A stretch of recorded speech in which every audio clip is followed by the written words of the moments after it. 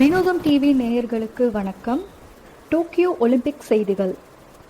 Olympic table tennis பிரிவில் இந்திய வீரர் சரத் கமல் 3வது சுற்றுக்கு முன்னேற்றம். டோக்கியோவில் நடந்து வரும் ஒலிம்பிக் போட்டியில் டேபிள் டென்னிஸ் ஆடவர் ஒற்றையர் பிரிவில் இந்திய வீரர் சரத் கமல் 3வது சுற்றுக்கு முன்னேறியுள்ளார். டோக்கியோ ஒலிம்பிக் போட்டியில் ஆடவர் ஒற்றையர் பிரிவில் டேபிள் டென்னிஸ் போட்டிகள் இன்று நடந்தன. இதில் 2வது சுற்றில் இந்திய வீரர் சரத் கமலை எதிர்த்து போர்ச்சுகல் வீரர் தியாகோ அப்போலோனியா மோதினார். 49 நிமிடங்கள் நீடித்த இந்த ஆட்டத்தில் அப்போலோனியாவை 2-11, 11-8, 11-5, 9-11, 11-6, 11-9 என்ற கேம் கணக்கில் சரத் கமல் வீழ்த்தினார்.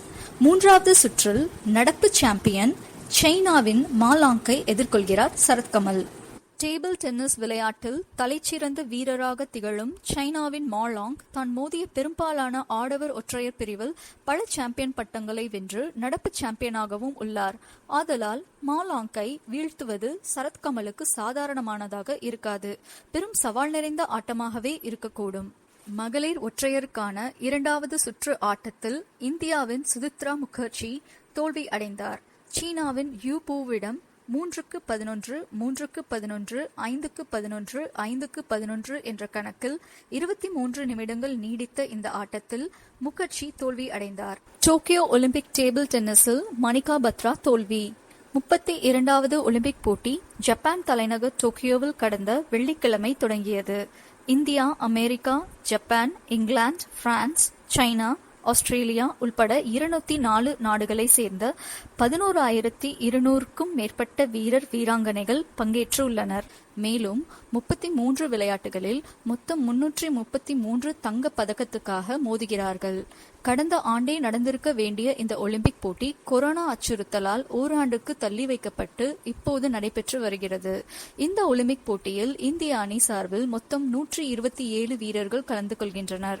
இந்நிலையில் ஒலிம்பிக் முதல் நாள் போட்டியில் இந்திய அணி சார்பில் களம் கண்ட மீராபாய் சானு பெண்களுக்கான பளுதூக்குதல் போட்டியில் 49 கிலோ எடைப்பிரிவில் வெள்ளிப் பதக்கத்தை வென்று பிரகாசமான ஆரம்பத்தை கொடுத்தார். நேற்று 2ஆம் நாள் பெரிய வெற்றிகள் இந்திய அணிக்கு கிடைக்கவில்லை. இருப்பினும் இன்று 3வது நாள் தகுதிச் சுற்றுகளை இந்திய அணியினர் வெற்றியுடன் துவங்கினர். குறிப்பாக இந்தியாவின் முதல் ஒலிம்பிக் வாள் சண்டை வீராங்கனை பவானி தேவி தனது அறிமுக போட்டியை வெற்றியுடன் துவங்கினார். ஆனால் தனது 32வது சுற்று ஆட்டத்தில் தோல்வியடைந்தார்.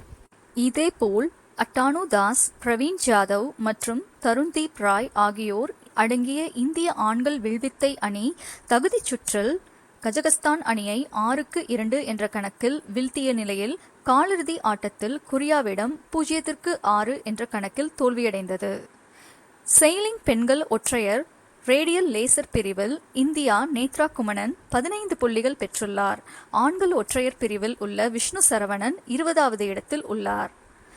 ஸ்கீட் ஷூட்டிங் பிரிவில் இந்திய அணி சார்பில் களமிறங்கிய மைரஜ் அகமது கான் மற்றும் அங்கத் பாஜ்வா தகுதி பெறவில்லை. இருப்பினும் இன்றைய நாள் முடிவில் இந்திய அணி இன்னும் 3 போட்டிகளில் களமிறங்குகிறது. பெண்களுக்கான டேபிள் டென்னிஸ் ஒற்றையர் பிரிவில் களம் கண்ட இந்திய வீராங்கனை மணிகா பத்ரா தனது 3வது சுற்றில் ஆஸ்திரேலியாவின் சோஃபியா ஃபல்கானோவிடம் 0-4 என்ற கணக்கில் தோல்வியடைந்தார். டோக்கியோ ஒலிம்பிக்கில் தங்கம் வென்ற முன்கள பணியாளர். 100 ஆண்டு காணாத பெருந்தொற்றை சந்தித்து மீண்டு வர தொடங்கியிருக்கிறோம். அதற்காக முக்கியமான காரணம் முன்கள பணியாளர்கள், மருத்துவர்கள், செவிலியர்கள், தூய்மை பணியாளர்கள் என அத்தனை பேரும் தங்கள் உயிரை பணயம் வைத்து மக்களுக்காக போராடி இருக்கின்றனர். அவர்களின் பிரதிநிதி போல ஒருவர் ஈரானிலிருந்து கிளம்பி வந்து டோக்கியோவில் தங்கம் வென்றிருக்கிறார். ஜவாத் ஃபரூகி 41 வயதாகும் இவர் ஈரானை சேர்ந்த செவிலியர். ஈரானில் ஒரு மருத்துவமனையில் செவிலியராக பணியாற்றிக் கொண்டே துப்பாக்கிச் சுடுதல் பயிற்சிகளிலும் ஈடுபட்டிருக்கிறார். சிரியாவுக்கு ஈரான் படைகள் சென்றபோது அதன் மருத்துவ குழுவில் இடம்பெற்று போர்ச் சூழலிலும் பணியாற்றி இருக்கிறார் என்பது குறிப்பிடத்தக்கது. ஒலிம்பிக்கில் தங்கம் வென்று கெத்து காட்டிய டிஸ்ட்ரியா கிராஸ்னிகி கொண்டாட்டத்தில் கொசவா. டிஸ்ட்ரியா கிராஸ்னிகி வெற்றி நான் உனக்கு எந்த விதத்திலும் சளைத்தவள் இல்லை என உலகுக்கு உரக்க சொல்லியுள்ளது. டோக்கியோ ஒலிம்பிக் போட்டியில் ஜூடோ போட்டியில் 48 கிலோ எடைப்பிரிவில் ஜப்பான் வீராங்கனையை தோற்கடித்து தங்கம் வென்றுள்ளார் கொசவா நாட்டை சேர்ந்த டிஸ்ட்ரியா கிராஸ்னிகி. உலக அரங்கில் தன் நாட்டின் தேசிய கொடி உயர பறந்ததைக் கண்டு ஆனந்த கண்ணீர் வடித்தார். திஸ்ட்ரியா கிராஸ்னிகி வெற்றியை ஒட்டுமொத்த கொசோவாவும் கொண்டாடி தீர்த்தது. அண்டை நாடான அல்பேனியா திஸ்ட்ரியா கிராஸ்னிகி வெற்றியை கொண்டாடுகிறது. இத்துடன் ஒலிம்பிக் செய்திகள் நிறைவடைந்தன. மேலும் செய்திகளுக்கு வினோதம் டிவியை லைக், கமெண்ட், ஷேர் மற்றும் சப்ஸ்கிரைப் பண்ணுங்க. மறக்காம மேல இருக்க அந்த பெல் ஐக்கானை கிளிக் பண்ணுங்க.